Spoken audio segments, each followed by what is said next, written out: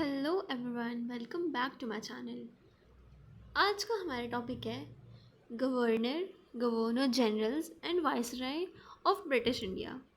तो सबसे पहले इसका पार्ट 1 हम लोग कंप्लीट करेंगे। 2 पार्ट्स में वीडियोस जाएंगी क्योंकि ये काफ़ी बड़ा टॉपिक है, तो इस वजह से। तो सबसे पहले गवर्नर बनते हैं क्लाइव, रॉबर्ट क्लाइव। ओके या सो जो प्लासी का युद्ध हुआ था, बैटल ऑफ प्लासी 1757 में, उसको जीतने के बाद जो क्लाइव थे उनको फर्स्ट गवर्नर ऑफ बंगाल बना दिया गया। फिर फरवरी 1760 में क्लाइव इंग्लैंड फिर से वापस चले जाते हैं और जब इंडिया आता है तब उनको फिर से बंगाल का गवर्नर बना दिया जाता है 1765 में। बैटल ऑफ बक्सर के बाद क्लाइव एक ऑर्डिनरी क्लर्क की तरह इंडिया आते हैं। देन 1751 में जब सेकेंड कार्नेटिक वॉर हो रहा था, क्लाइव सीज कर लेते हैं आरकोट और इस सक्सेस से क्लाइव का ये डिप्लोमेटिक फर्स्ट विक्ट्री होता है। फर्स्ट बैटल ऑफ बक्सर जो होता है 1764 में, उसमें क्लाइव अगेन बंगाल के गवर्नर बन जाते हैं 1765 में और ट्रीटी ऑफ इलाहाबाद को नेगोशिएट भी करते हैं। क्लाइव डुअल गवर्नमेंट को इम्प्लीमेंट करते हैं बंगाल में until 1772।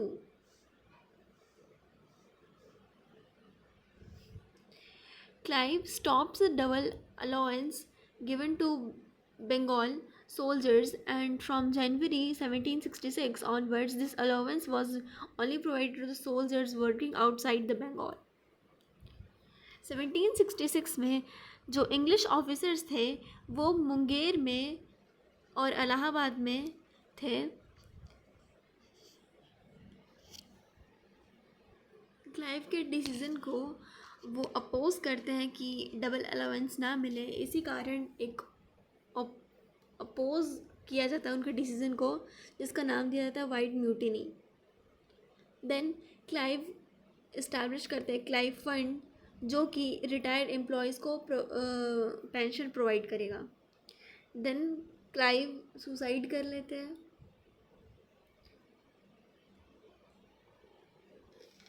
एडवर्ड बर्के क्लाइव को डिस्क्राइब करते हैं फाउंडर ऑफ ग्रेट फाउंडेशन से। हॉलवेल बनते हैं 1760 में। जब क्लाइव इंग्लैंड लौट जाते हैं पहला बार, उसके बाद इनको गवर्नर बनाया जाता है।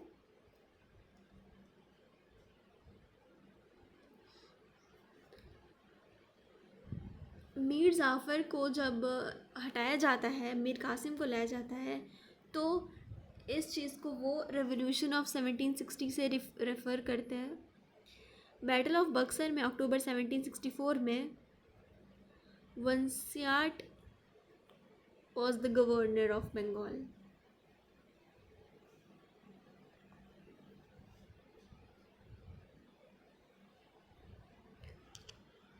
वेलेस्ली 1767 से 1769। जब क्लाइव इंग्लैंड जाते हैं उसके बाद ये गवर्नर बनते हैं। During the period of dual government ये बंगाल के गवर्नर थे। फर्स्ट एंग्लो मैसूर वॉर होता है इनके टेन्योर में। देन जो इसमें इम्पॉर्टेंट पॉइंट्स हैं ना, तो मैं उस चीज़ को हाईलाइट कर दे रही हूँ। देन आते हैं कार्टियर, 1769 से 1772 तक इनका टेन्योर रहता है। डुअल गवर्नमेंट इनके पीरियड में भी था। देन बंगाल विटनेस्ड है फर्स्ट फेमाइन का।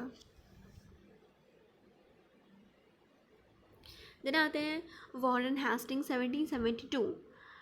ये लास्ट गवर्नर थे बंगाल के। 1772 में ये डुअल गवर्नमेंट को एंड कर देते हैं बंगाल में और under the regulating act of 1773 Warren Hasting first governor general of Bengal. वो सारे पहले गवर्नर्स थे और ये गवर्नर जनरल है। ओके, सो यहाँ then governor general of Bengal Warren Hasting, ये गवर्नर जनरल पहले थे।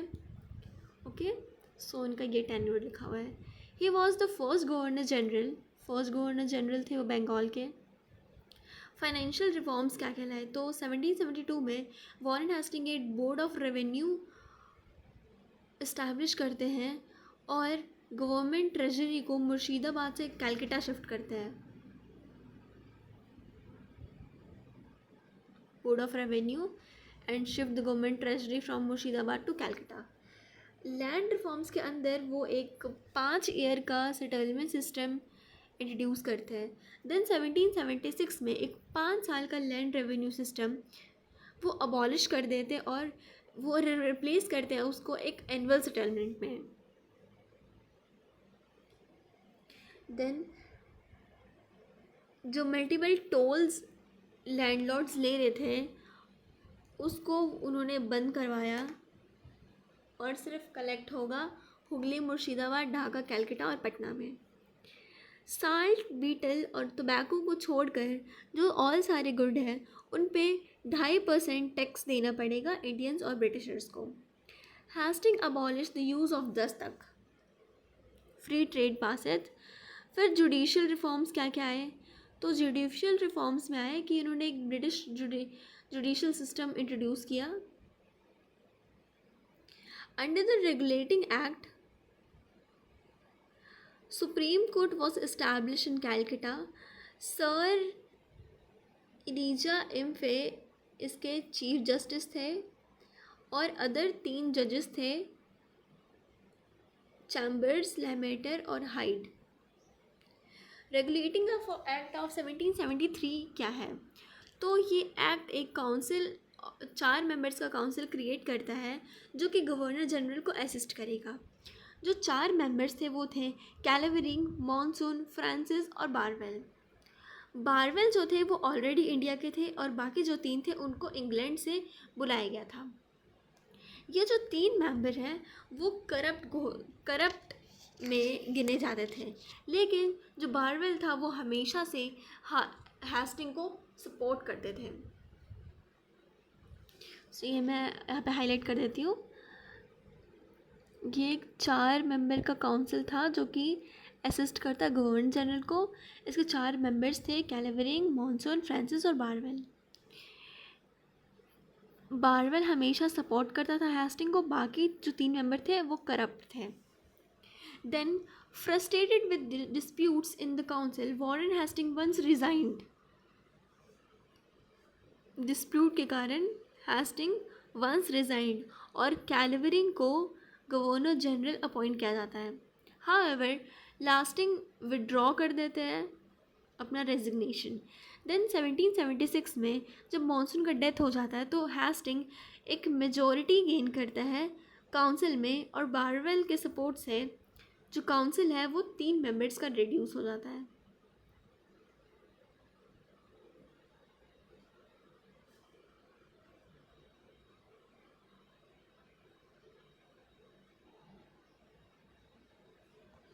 देन कन्फ्लिक्ट विथ चेत सिंह। हेस्टिंग ने बहुत ज़्यादा मनी डिमांड कर ली थी चेत सिंह से जो कि बनारस के किंग थे और वे बिना किसी रीज़न का। तो ये पॉलिसी को सर एल्फ्रेड लियाल क्रिटिसाइज़ करते हैं, यही स्मिथ और फॉरेस्ट सपोर्ट करते हैं। Then relation with Begum of Awadh, तो 1775 में एक ट्रीटी ऑफ फैज़ाबाद होता है, साइन किया जाता है कंपनी और अवध के बीच में, which guaranteed the begum of Awadh को प्रोटेक्ट किया जाएगा और उनकी प्रॉपर्टी को भी प्रोटेक्ट किया जाएगा और इन रिटर्न हेस्टिंग को एक सिग्निफिकेंट अमाउंट दिया जाएगा बेगम की तरफ से, जो कि फिर क्रिटिसाइज़ किया गया।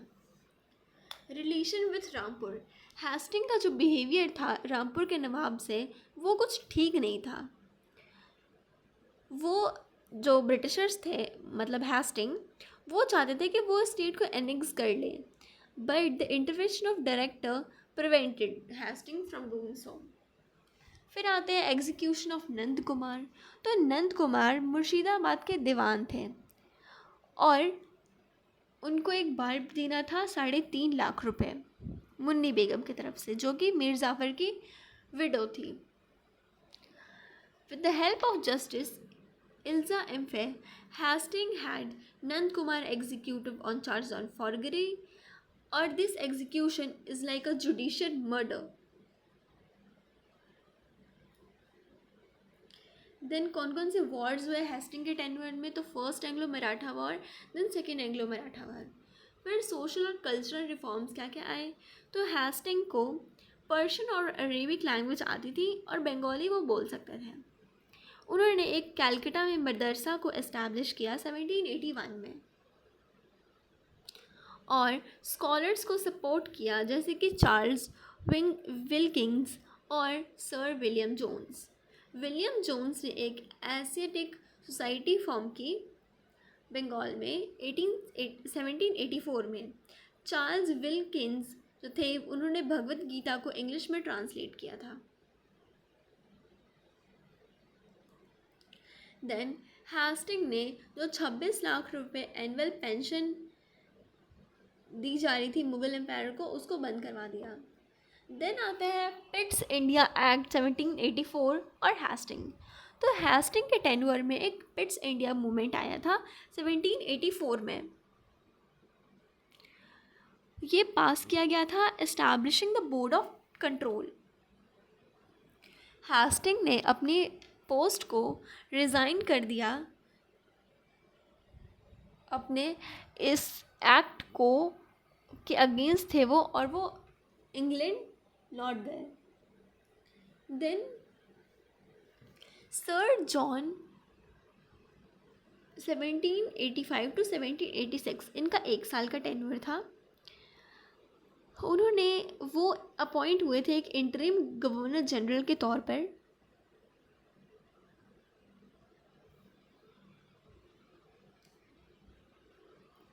देन लॉर्ड कॉर्नवेलिस 1786 से 1793 तक इनका टेन्योर रहा था। इनके कुछ एडमिनिस्ट्रेटिव रिफॉर्म्स थे। तो पहले तो कॉर्नवेलिस को फादर ऑफ सिविल सर्विसेज कहा जाता है।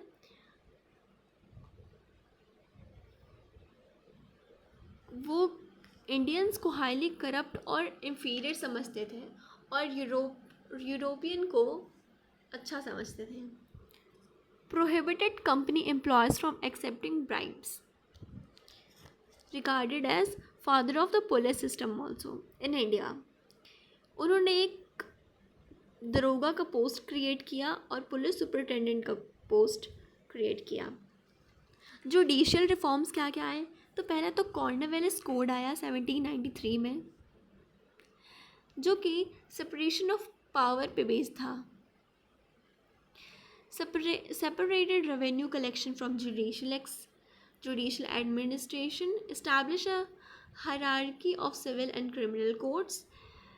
मर्डर केस में मैंडेटरी हो गया प्लेस ऑफ मर्डर को ज़्यादा एम्फोसाइज किया गया rather than the method or weapon of murder। Ensured that the murderer could not be pardoned by the victim's family। Abolish किया गया practice of mutilation or as punishment and sought to humanize Muslim laws। Assisted in the judicial reforms by Sir William Jones, जो कि जज थे supreme court के। अब देखते हैं लैंड रेवेन्यू रिफॉर्म्स क्या क्या आए।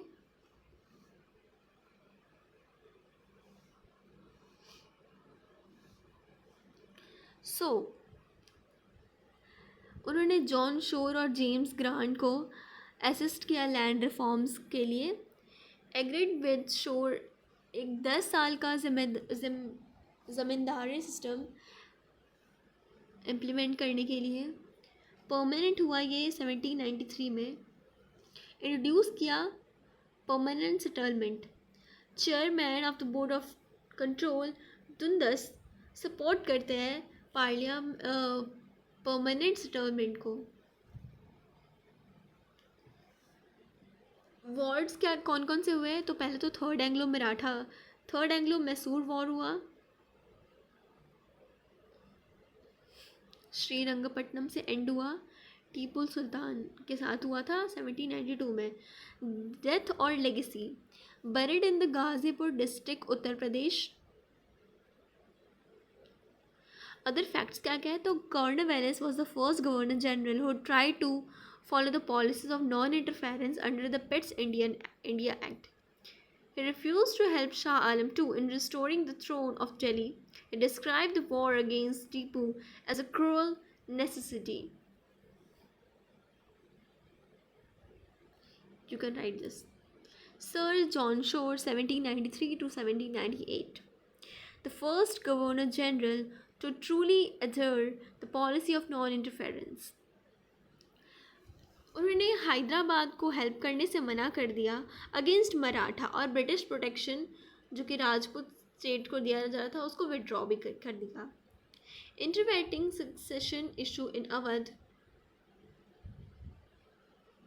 1795 में इनके टेनवर में मराठा निज़ाम को डिफीट कर देते हैं बैटल ऑफ खरदा में। फिर आते हैं लॉर्ड वेलेस्ली, 1798 से 1805 तक। उनको एक टाइगर ऑफ बंगाल भी कहा जाता था। उन्होंने एक थ्योरेटिकल फ्रेमवर्क प्रोवाइड किया सब्सिडरी अलायंस के लिए। The first state to sign the subsidiary alliance was Hyderabad. Then subsidiary alliances के कुछ फीचर्स क्या क्या थे? तो ब्रिटिश रेजिडेंट को उनके जो भी सब्सिडरी अलायंस में आ रहा है उनके कोर्ट में या फिर उनके जगह पे एक प्लेस पे एक ब्रिटिश रेजिडेंट को रहना पड़ेगा। स्टेट कुड नॉट एम्प्लॉय, किसी भी यूरोपियन आर्मी को एम्प्लॉयमेंट नहीं दे सकता है। ब्रिटिश को प्रोटेक्ट करना पड़ेगा उस स्टेट को अगर कोई एक्सटर्नल वॉर आता है तो, और उसके बदले में उनको ज़मीन या फिर कैश मिलेगा। स्टेट का जो फॉरेन पॉलिसी था वो ब्रिटिश के कंट्रोल में रहता। देन एडवांटेजेस क्या क्या सब्सिडरी अलायंसेस के? Isolated Indian states from one another, enable the British to maintain a large army at, then ये कुछ चीज़ें तो ये हम तो सब्सिडरी अलायंस से पढ़ चुके हैं। 1801 में created a Madras province by combining the areas of from Tipu Sultan, Tanjore and Karnataka. Wars क्या क्या हुए? तो फोर्थ एंग्लो मैसूर वॉर हुआ 1799 में, वेलेस्ली के टाइम में Tipu was killed. Second Anglo Maratha war हुआ 1803 से 1805। अदर फैक्ट्स क्या क्या है? तो वेलेस्ली ने founded Fort William college in 1800। Cornwallis 30 जुलाई to 1805 to 5 अक्टूबर 1805। At the age of 67 Cornwallis ने अगेन वो एक गवर्नर जनरल बने और इंडिया भेजा गया। उनकी मौत हुई 5 अक्टूबर को और वो गाज़ीपुर में बरिड हो गए। दिन आते हैं जॉर्ज बार्लो 1805 से 1806। जब कॉर्नवालिस का डेथ हुआ तो सर जॉर्ज बार्लो को गवर्नर जनरल बना के भेजा गया। Treaty of Rajpur Ghat sign हुआ होलकर के साथ जनवरी 1806 में। जॉर्ज बार्लो ने पॉलिसी ऑफ पीस अडॉप्ट किया मराठा के साथ। इनके टाइम में वेलोर सुपॉय म्यूटिनी हुई थी 1806 में। Now Lord Minto one 1807 to 1813। The reign of the Lord Minto I is mainly related to the foreign policy.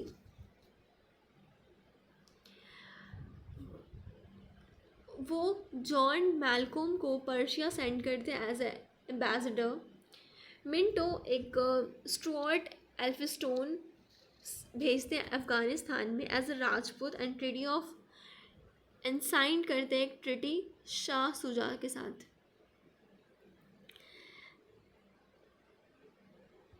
Treaty of Amrit I am so sorry, treaty of Amritsar, charter of 1813 आता है। Then lord Hastings, lord Hasting को Marquess भी कहा जाता है।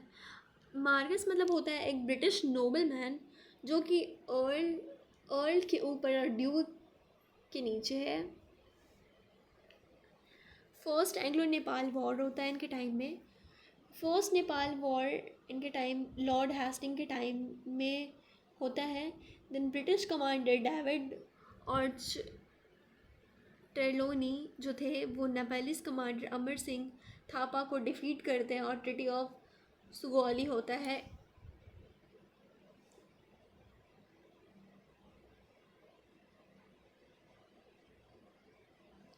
Then इस treaty के तहत जो नेपाल का कंट्रोल है वो सिक्किम से हट जाएगा और ब्रिटिश को तराई रीजन, कुमाऊँ और घरवाल, जिलहर, नैनीताल, मसूरी, अल्मोड़ा ये सारे रीजन मिल जाएंगे। ना पिंडारिस का सप्रेशन हुआ था। पिंडारी एक मराठी वर्ड है जो कि कंसीडर किया जाता है एक ग्रुप ऑफ चोर, रॉबर्स, डकैत। ओके, ये हिंदू मुस्लिम कुछ भी हो सकता है, caste doesn't matter. Peshwa Bajirao first use करते थे उनको एक इरेगुलर कैलेवरी की तरह। पिंडारीज रिलेट करते हैं शिंदिया और होलकर से।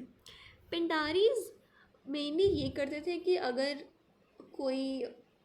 जो मराठास हैं वो किसी स्टेट से जीत जाते हैं तो ये पिंडारी वहाँ जाके लूटपाट करते थे बेसिकली। तो लॉर्ड हेस्टिंग ने एक कैंपेन लॉन्च की पिंडारीज के अगेंस्ट 1816 में। मेन पिंडारी लीडर्स से हीरू, चीतू, वासिल, मोहम्मद और करीम खान।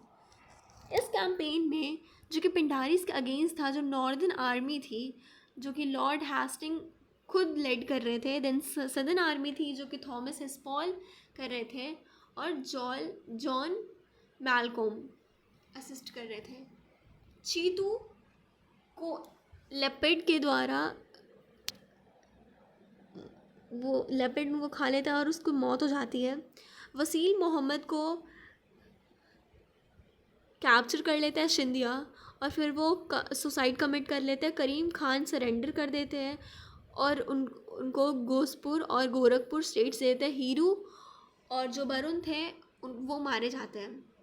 देन पठान्स का सप्रेशन कैसे होता है 1817 to 1818। थर्ड एंग्लो एक सेकेंड, मैं इसको सप्रेशन ऑफ पिंडारीज को भी कर देती हूँ। Then suppression of Pathans, third Anglo Maratha war हुआ और मराठा कन्फिडरेसी एंड भी हो जाती है। लॉर्ड हेस्टिंग डिफीट कर देता है मराठास को थर्ड एंग्लो मराठा वॉर में और मराठा कन्फिडरेसी डिसॉल्व हो जाती है। Bajirao two was death throned and sent to Bithor near Kanpur with the annual pension of 18 lakh. Now, other works of Lord Hastings.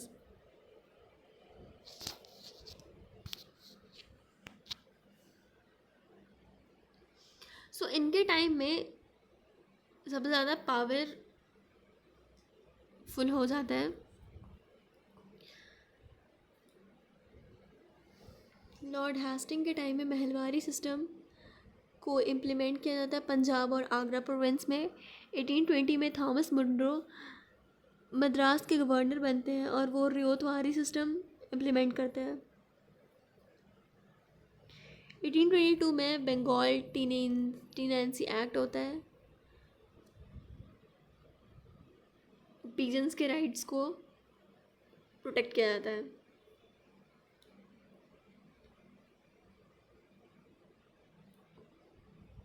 Lord Adams आता है फिर 1823 में। टेम्पररी गवर्नर जनरल थे ये और इनके टाइम में press was again banned. Then आते हैं लॉर्ड एमहर्स्ट 1823 से 1827 तक। ये फर्स्ट गवर्नर जनरल थे बंगाल के। No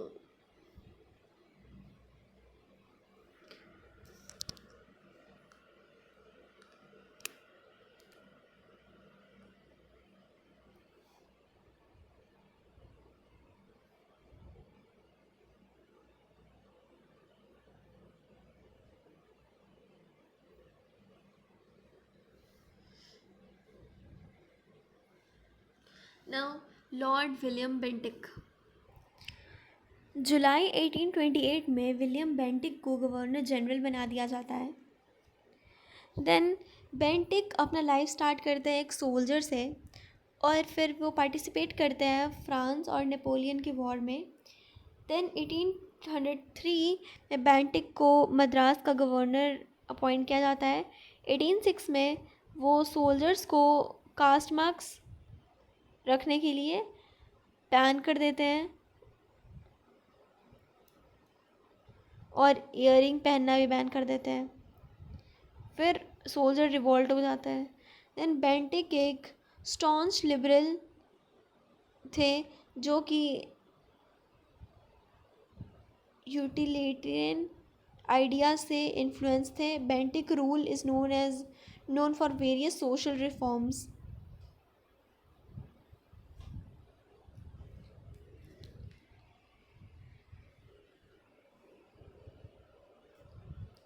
Macaulay has said about Bentinck that Bentinck felt the spirit of English freedom in the Oriental despotism.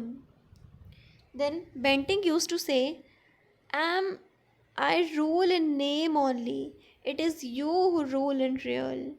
Bentinck के रिफॉर्म्स थे तो पहले तो एंड ऑफ सती प्रथा,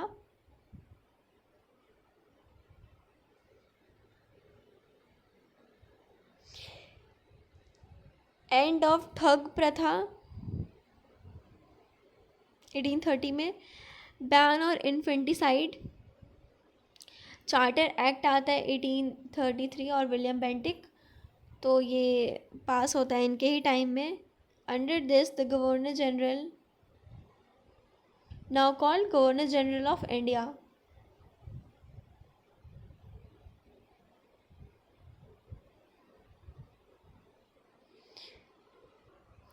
तो इसी तरह जो बेंटिक थे वो last governor general of Bengal थे और first governor general of India थे।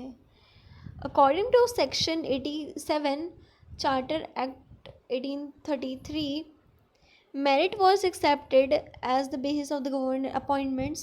No Indian citizen under the company will be denied any post on the basis of the religion, caste, birth, place, or color. Thus, discrimination in government services ended. English was made the medium of education. During Bentinck time, there was a Oriental-Occidental controversy in the construct of education. The supporters of Oriental learning were led by Wilson and Prinsep, and the supporters of Western learning were led by Trevelyan. To settle this controversy, Bentinck formed a committee under the chairmanship of legal members Macaulay, which declared English language and Western linguist system as the basis of education. Macaulay said only one part of the shelf of a good library in the Europe is equal to the entire literature of India and Arabia. Macaulay propounded the downward filtration theory in the context of education, established the Calcutta Medical College. Bentinck laid the foundation of the Calcutta Medical College in 1835. Economic reforms क्या क्या है तो Bentinck ने reduce किया amount of allowance given to soldiers. Bentinck encourage the appointment of Indians, कि वो Indians आए government services में और एम्प्लॉयड हो रहे हैं, कम से कम सैलरी में वो एम्प्लॉय हो जाए। ओपीएम को एक्सपोर्ट करने के लिए अरेंजमेंट्स होता है बॉम्बे के पोर्ट पे।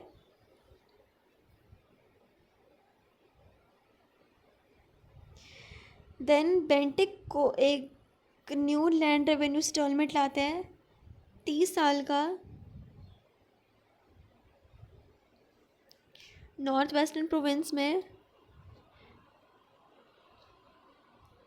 This plan was implemented the Martin bird के सुपरविजन में होता है ये। मार्टिन बर्ड को कंसीडर किया जाता है originator of the land revenue in the north India. Judicial reform क्या क्या आता है? तो पहले तो बेंटिक अबॉलिश करते हैं appeal and circuit courts, save money. ये इस्टेब्लिश करते हैं सदर दीवानी और सदर निज़ामत कोर्ट जो इलाहाबाद में थी। बेंटिक ने नेटिव लैंग्वेजेस को रखा, पर्शियन लैंग्वेज को नहीं रखा कोर्ट्स में, और जो अपर कोर्ट की लैंग्वेजेस होंगी वो तो इंग्लिश ही रहेगी। बेंटिक स्टार्ट करते हैं पोस्ट ऑफ मुंसिफ और सरदार इंडियंस के लिए। एक लॉ कमीशन ये फॉर्म करते हैं under Macaulay in 1834 under the chartered act of 1833। Penal code आता है। Bentinck also tried to reduce the harshness of the penal code. He abolished the practice of flogging criminals. This reform was based on the Bentham's idea that the criminals should be punished for reform, not for revenge. Bentinck formed commissionerates divisions by combining several districts. Its higher officer was called the commissioner.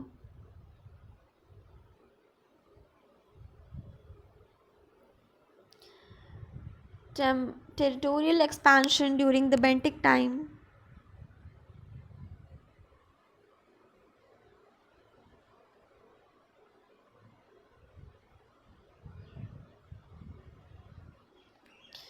Then governor general of India, ये post आ गई थी।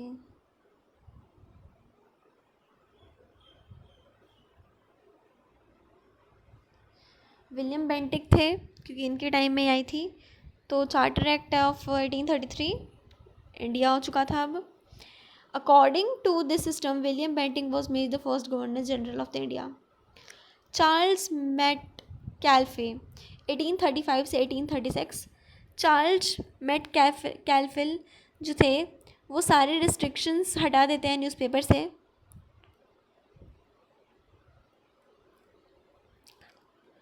इनको emancipator of newspaper भी कहा जाता है। Then आते हैं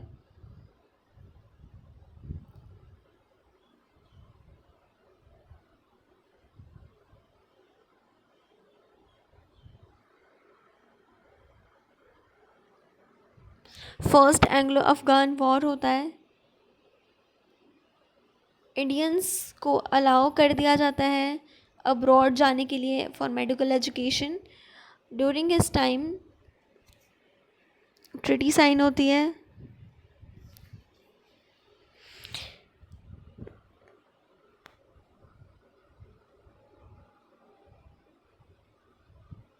शेर Shah Suri Marg was renamed as GT road.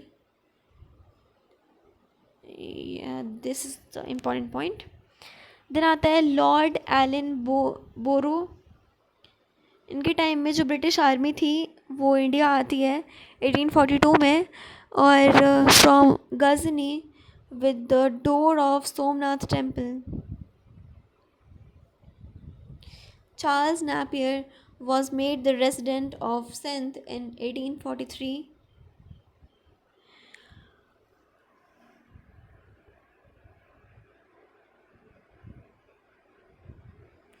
Lord Hardinge, first Anglo Sikh war होता है।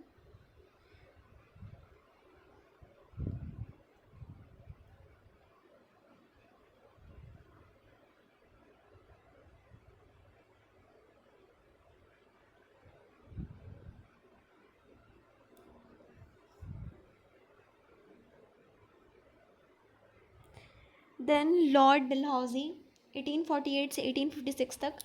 लॉर्ड डलहौजी एक पॉलिसी अडॉप्ट करते हैं जो कि एम्पायर का एक्सपेंशन का था और वॉर में यूज़ होता था।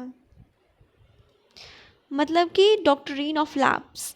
डॉक्ट्रिन ऑफ लैप्स का मतलब ये होता है कि अगर किसी स्टेट के अगर राजा और उनका कोई अपना वारिस नहीं है तो उसके जो वो जो साम्राज्य था वो ब्रिटिश एनेक्स कर लेंगे, बेसिकली ये था। तो पहले तो डॉक्ट्रिन ऑफ लैप्स को मैं हाईलाइट कर देती हूँ। Then second Anglo Sikh war हुआ था। देन पंजाब को मर्ज कर लिया गया था।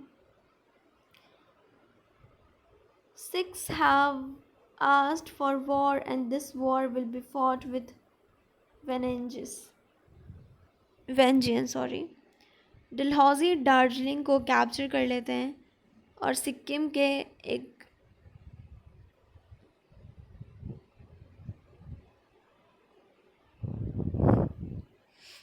इनके टाइम में सेकेंड एंग्लो बर्मीज़ वॉर होता है।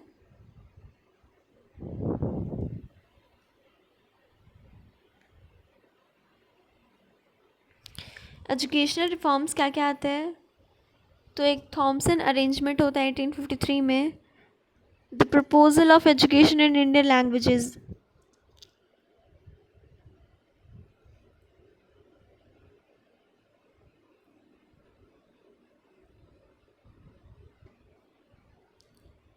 डलहौजी के टाइम में वुड डिस्पैच आते हैं 1854 में, जिनको कि मैग्ना कार्टा ऑफ एजुकेशन भी कहा जाता है।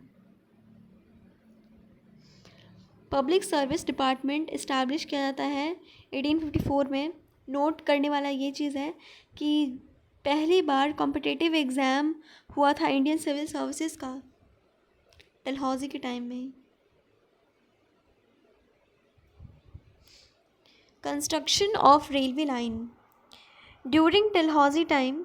फर्स्ट रेलवे लाइन बना था बॉम्बे टू थाने।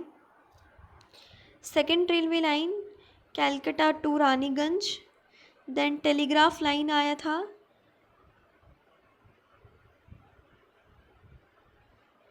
हेड थे इसके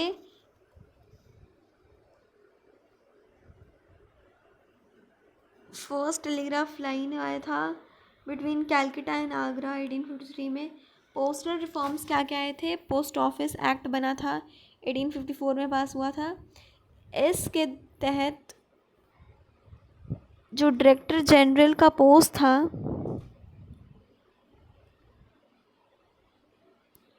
जो कि पोस्ट ऑफिस को ओवरसी करता,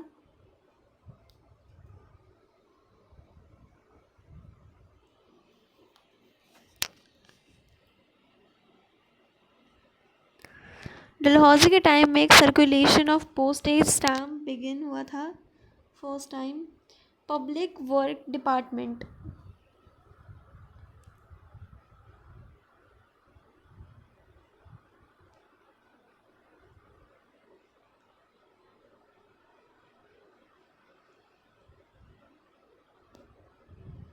इन्होंने गंगी कैनल बनवाया और भारी दबाव कैनल बनवाया जो कि पंजाब में है।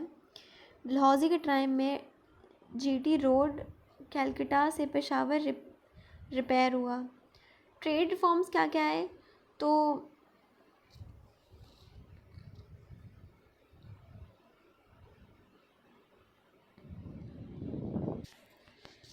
इन्होंने बिल्ड किया बॉम्बे का लाइट हाउस।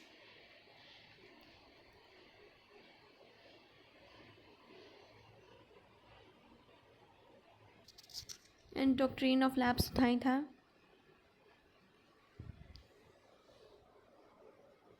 देन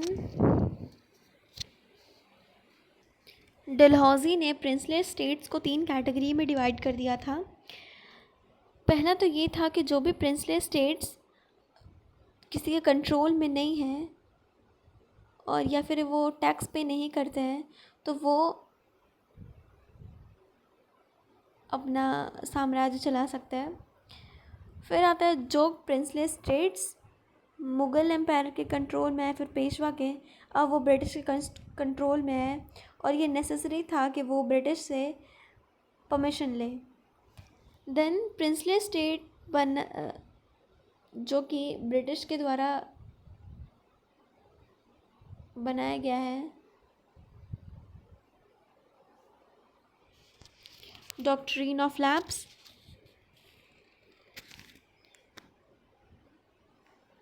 ये सारे एनेक्स हुए थे। फिर viceroy of India Lord Canning बने, वो लास्ट गवर्नर और फर्स्ट वॉइसरॉय थे। इनके ही टेन्योर में ईश्वर चंद्र विद्यासागर जो थे, उन्होंने विडो रिमैरेज एक्ट को पास किया था 1856 में। इनके टेन्योर में 1857 का रिवॉल्ट हुआ था। देन 1858 में इंडियन पीनल कोड IPC आया था, मैकुल्ले के द्वारा एक लीगल फॉर्म मिला था। Then code of conduct implement हुआ था 1859 में। देन 1860 में इकोनॉमिस्ट थे जेम्स विल्सन, उन्होंने इनकम टैक्स इम्पोज किया था जिसका भी इनकम 500 से ऊपर है। इंपोर्ट पे 10% और एक्सपोर्ट पे 4% टैक्स था। इनके टेन्योर में एक इंडियन हाई कोर्ट एक्ट आया 1861 में, और एक हाई कोर्ट इस्टेब्लिश हुआ होगा ईच प्रेसिडेंसी में। End of doctrine of lapse, Indian council act pass हुआ था 1861। देन वॉइसरॉय बनते हैं लॉर्ड एल्गिन वन 1862 से 1863 तक। उन्होंने बहावी मूवमेंट को सप्रेस किया। देन आते हैं जॉन लॉरेंस 1864 से 1869। अफ़गानिस्तान के कॉन्टेक्स्ट में जो सर लॉरेंस थे, वो एक पॉलिसी ऑफ एफिशिएंट इनएक्शन को फॉलो करते थे और ब्रीफाइंड द रूलर ऑफ शेर Ali. Punjab land tenancy act आया था जो कि पास हुआ था।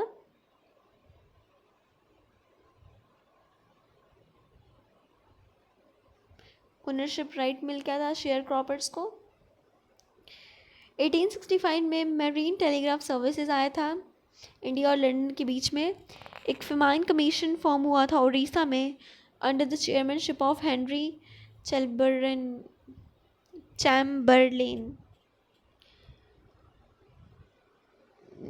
Then lord Northbrook 1872 to 1876। There was a famine आया था बंगाल और बिहार में। गायकवाड़ रूलर ऑफ बड़ौदा को रिमूव किया मल्हार राव होलकर को फ्रॉम द पावर से।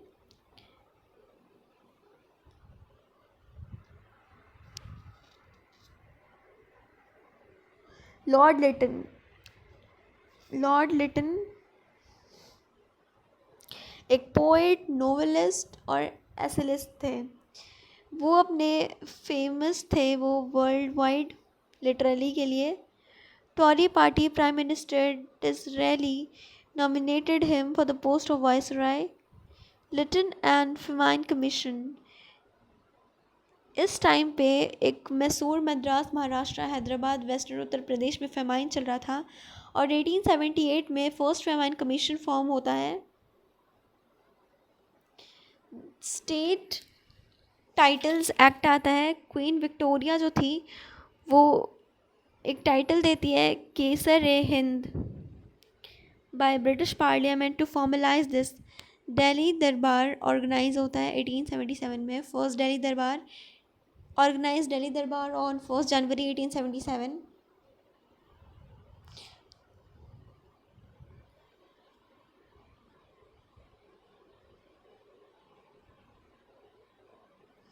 इंडियंस आर्म एक्ट आता है।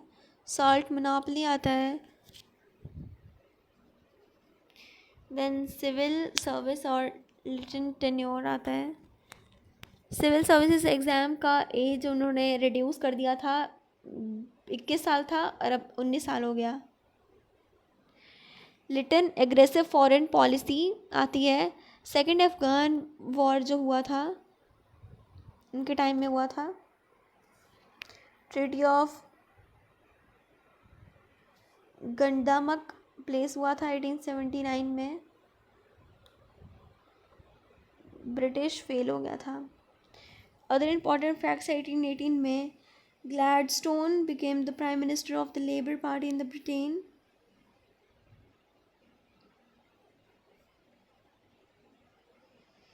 देन लॉर्ड रिपन आता है 1880 में।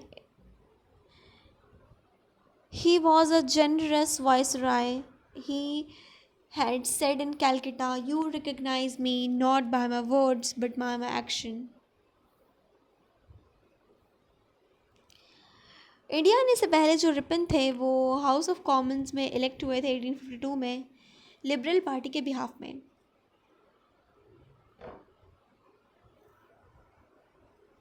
1859 में इनको इंडिया का सेक्रेटरी बना दिया गया।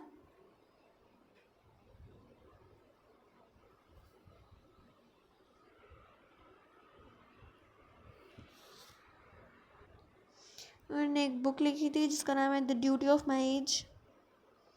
पंडित Madan Mohan Malviya started in the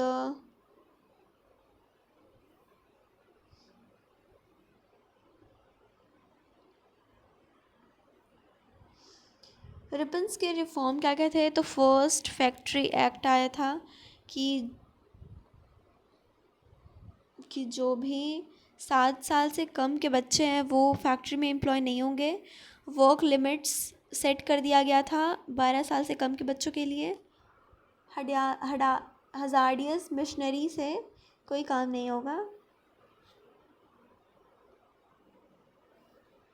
below 7 age not employed. Work limit set हुआ था 12 साल से कम के बच्चों के लिए। हडास मशीनी ऑफ हो गया था।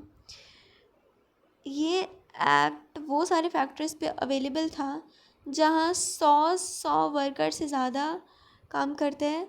But this law was applicable only for those industry who were owned by Indians के लिए था only.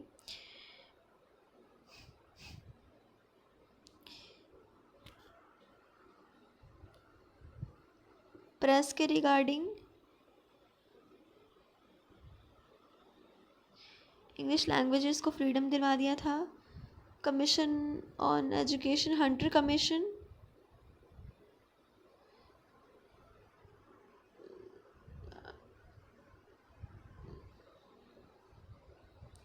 Women's education. Then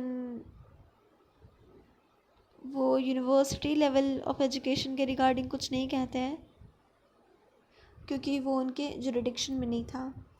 then financial decentralization, वो फाइनेंशियल डिसेंट्रलाइजेशन को प्रोसेस करते हैं।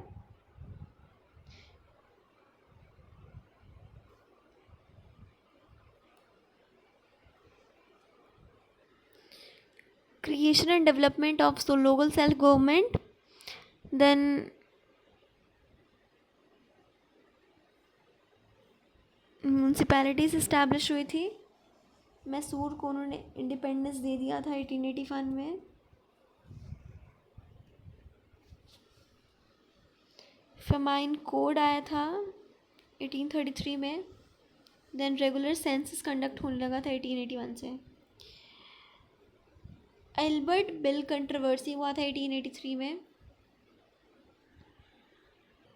उन्होंने ऐसा किया था कि जो अब इंडियंस को भी अलाउ कर दिया था कि वो केसेस देखें, लेकिन उसके बाद वाइट रेवोल्यूशन स्टार्ट हो गया।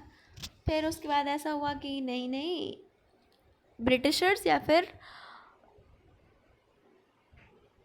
लाइक यूरोपियंस या फिर अमेरिकन्स ही रह सकते हैं, और जो 12 ज्यूरी होते हैं वो भी उनमें से 7 तो यूरोपियंस और अमेरिकन्स ही होने चाहिए। देन लॉर्ड डफरिन आता है 1884 से 1888 तक, उनका 10 ईयर होता है। टेनेंसी एक्ट आता है, पास होता है बंगाल में 1885 में। लैंडलॉर्ड्स अब स्नैच नहीं कर सकते हैं फार्मर्स के लैंड को। टेनेंसी एक्ट पास हुआ था पंजाब में 1887 में। Congress was establish in 1885। At the same time third Anglo Burmese war हुआ था। Allahabad university. Then Lord Lansdowne आए थे। सेकेंड फैक्ट्री एक्ट पास हुआ था। Indian council act of 1892 pass हुआ था, under which the electoral principle of the was introduced in India. Yeah, Lord Elgin II 1894 से 1899 वो डिक्लेयर करते हैं कि we have conquered India by the sword and will hold it by the sword. Sword से ही conquer किए थे और स्वॉर्ड से ही उसको होल्ड रखेंगे। Plague spread in Bombay during this time. Then आए लॉर्ड कर्जन।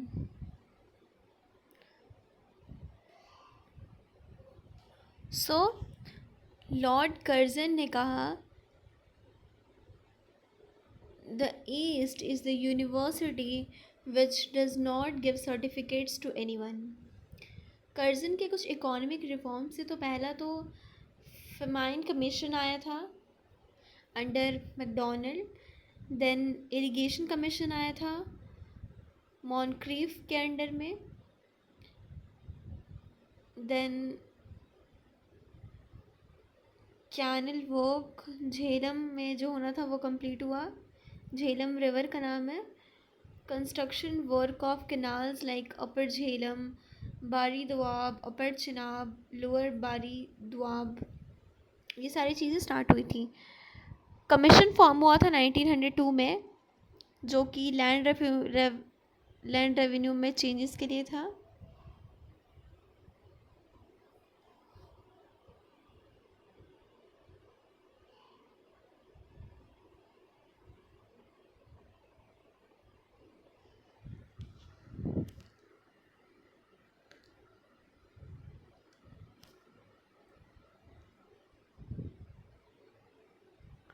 कमेटी फॉर्म हुआ था 1902 में, जो कि लैंड रेवेन्यू में चेंजेस के लिए था। पूसा एग्रीकल्चर कॉलेज इस्टेब्लिश हुआ था। Industrial department was formed. 1899 में इंडियन कॉइनेज और लेटर करेंसी एक्ट आया था, पास हुआ था। By this the tender of the pound was determined, 1 pound equals to 15 रुपये।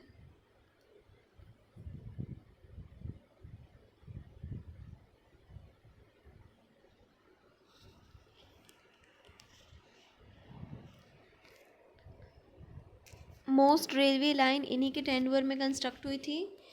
1902 में रेलवे के एक्सपर्ट को वो इंडिया में बुलाते हैं। 1904 में एंशियंट मॉन्यूमेंट्स प्रिजर्वेशन एक्ट आता है। कर्जन प्लान करता है विक्टोरिया मेमोरियल को बिल्ड करने के लिए। देन एजुकेशनल रिफॉर्म्स में क्या क्या आए, तो पहला तो था कि कैलकटा यूनिवर्सिटी कंट्रोल करने के लिए जो इलेक्टेड मेंबर्स थे उसको रिड्यूस किया गया।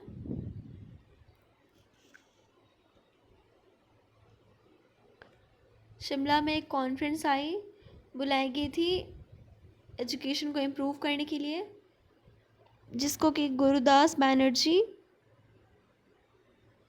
अपोज करते हैं।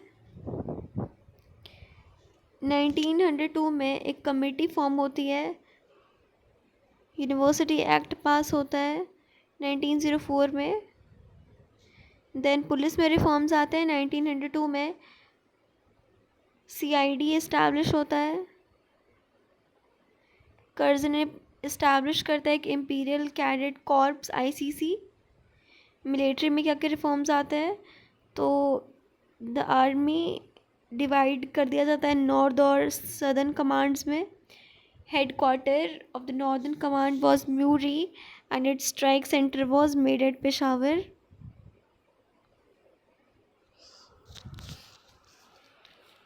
बंगाल का पटिशन, फॉरेन पॉलिसीज आती है। अदर फैक्ट्स क्या क्या है,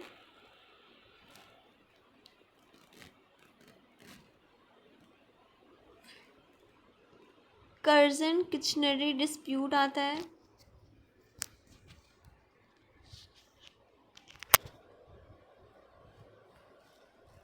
गोपाल कृष्ण गोखले जो थे वो कर्जन को औरंगजेब से कंपेयर करता है।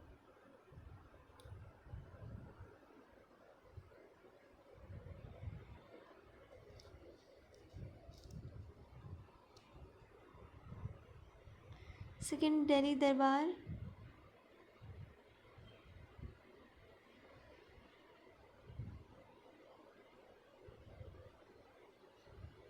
फिर आता है लॉर्ड मिंटो टू 1905 से 1910 तक।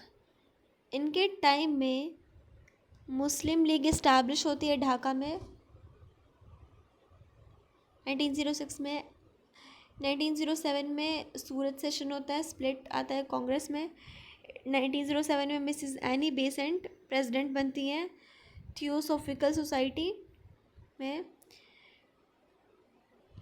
न्यूज़पेपर एक्ट आता है, बाल गंगाधर तिलक को अरेस्ट कर लिया जाता है, चार्ज लगाया जाता है ट्रीजन के और 6 साल की सज़ा दी जाती है। इस टाइम में मॉडलिमेंटो रिफॉर्म आता है। As a member of governor general council SP Sinha को अपॉइंट किया जाता है। फिर आता है lord Hardinge two, third Delhi durbar, the coronation of George. 1912 में जो ब्रिटिश कैपिटल है उसको कैलकटा से दिल्ली शिफ्ट कर दिया जाता है। 1912 में अनाउंस होता है दिल्ली को एक प्रोविंस बनाने के लिए। 1913 में रविंद्रनाथ टैगोर को नोबेल प्राइज़ मिलता है।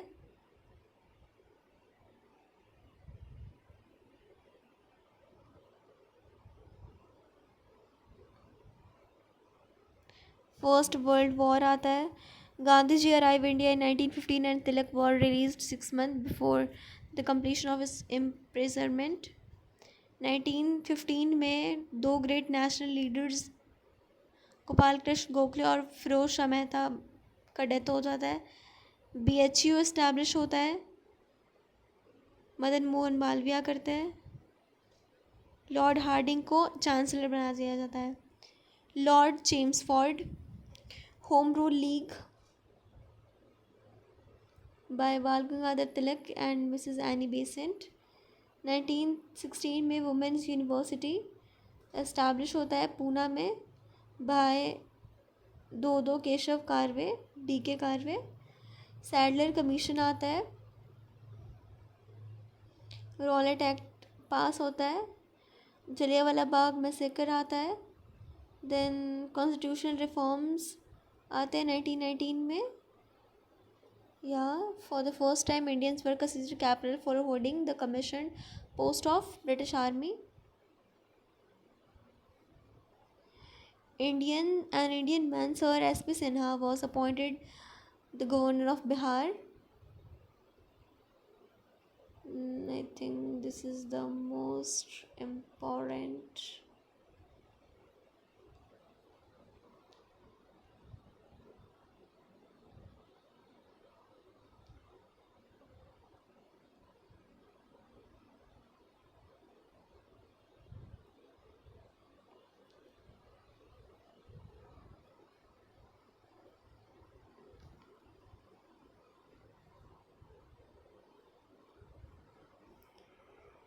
खिलाफत और नॉन कॉपरेशन मूवमेंट स्टार्ट होता है।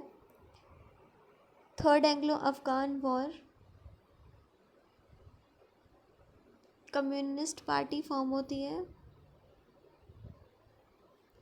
लॉर्ड रीडिंग आता है। फिर 1921 से 26 तक मॉर्फेल रेबेलियन स्टार्ट हो जाता है मालाबार कोस्ट पे। Then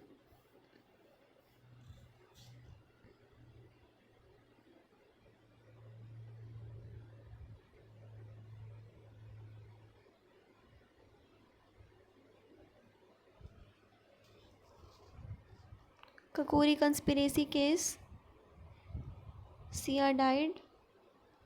famous Chauri Chaura incident होता है। आर्य समाज लीडर स्वामी श्रद्धानंद असैसिनेट हो जाता है। देन फिर आता है लॉर्ड इरविन, 1926 से 1931 तक इनका टेन्योर रहता है।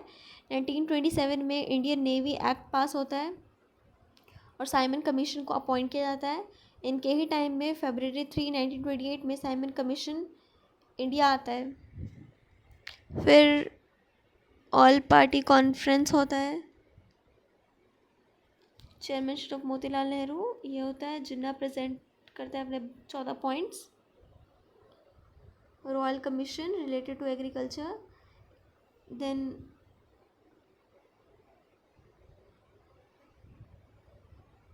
देन जतिन दास अरेस्ट हो जाते हैं लाहौर कंस्पिरेसी केस में 1929 और वो जेल में मर जाते हैं। 64 डेज़ का स्ट्राइक था। क्यों था? क्योंकि खाना वहाँ पे अच्छा नहीं मिलता था, तो वो स्ट्राइक पे चले गए थे। हंगर स्ट्राइक था और 64वें दिन उनकी डेथ हो गई। लाहौर सेशन होता है कांग्रेस पास करता है कंप्लीट स्वराज का रेजोल्यूशन। 1929 में मेरठ कंस्पिरेसी एक्ट का ट्रायल आता है। Imperial council of agriculture research, first round table conference, Dandi march होता है, सिविल डिसोबीडियंस होता है, independence day was celebrated,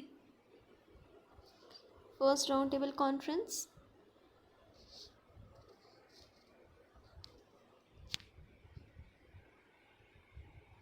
Gandhi Irwin pact होता है।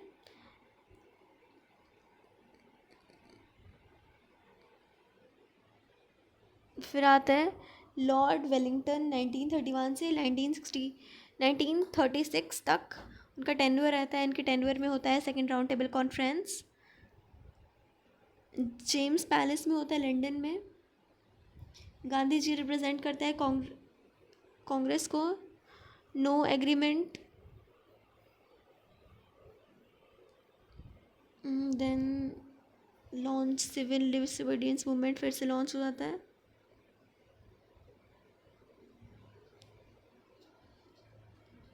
मैकडोनल्ड अवार्ड, फिर पूना पैक्ट होता है अंबेडकर के साथ। थर्ड राउंड टेबल कॉन्फ्रेंस आता है,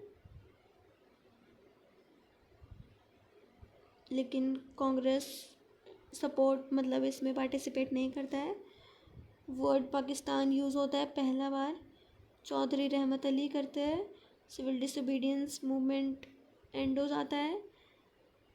बिहार में एक बहुत बड़ा अर्थक्वेक आता है 1934 में।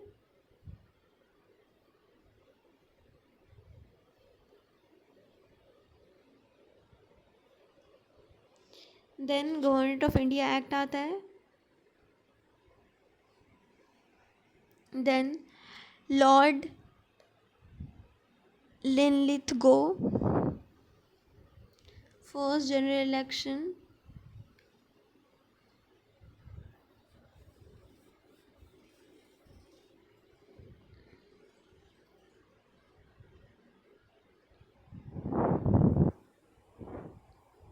फॉरवर्ड ब्लॉक आता है।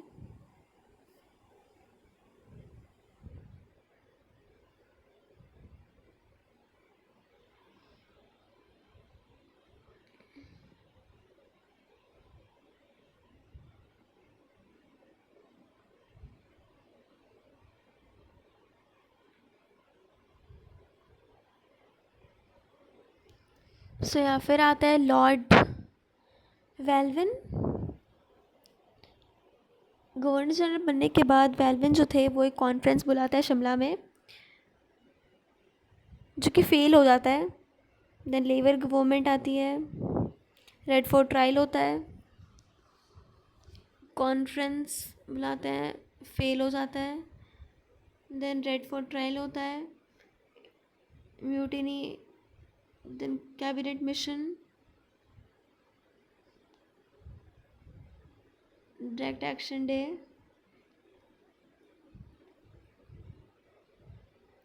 कॉन्स्टिट्यूएंट असेंबली फॉर्म होती है, इंटरिम गवर्नमेंट फॉर्म होती है, लीडरशिप ऑफ नेहरू। 20 फरवरी 1947 British prime minister Attlee announce करते हैं कि सारे जो पावर है वो हम लोग इंडियंस को सौंप देंगे। Attlee announce the appointment of Viscount Mountbatten. So या फिर आते हैं Lord Mountbatten, the last British viceroy of India. 3 जून 1947 को जो माउंटबेटन थे वो अपना एक प्लान इंट्रोड्यूस करते हैं, जिस प्लान में इंडिया का पार्टीशन था। 2 जुलाई 1947 में इंडिया इंडिपेंडेंस बिल प्रेजेंट किया जाता है बाय ब्रिटिश प्राइम मिनिस्टर एटली के द्वारा। 2 बाउंड्री डिटर्मिनेशन कमीशन आता है 1947 में। तो एक सर साइरल रेडक्लिफ होता है for the partition of Bengal and the second for the partition of Punjab।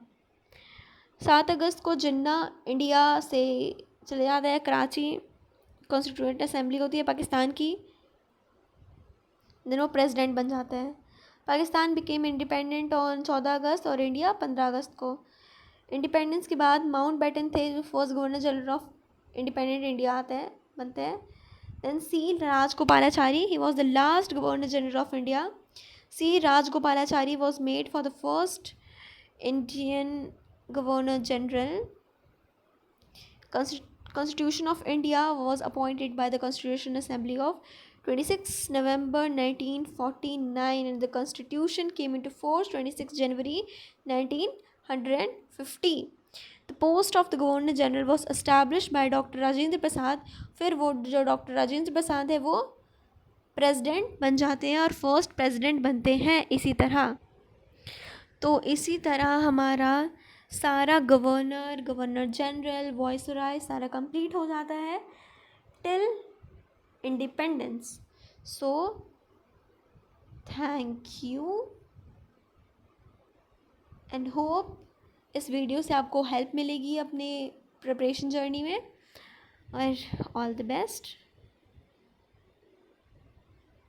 हमारा कल का टॉपिक होगा रविंद्रनाथ टैगोर के बारे में हम लोग कुछ चीज़ें देखेंगे।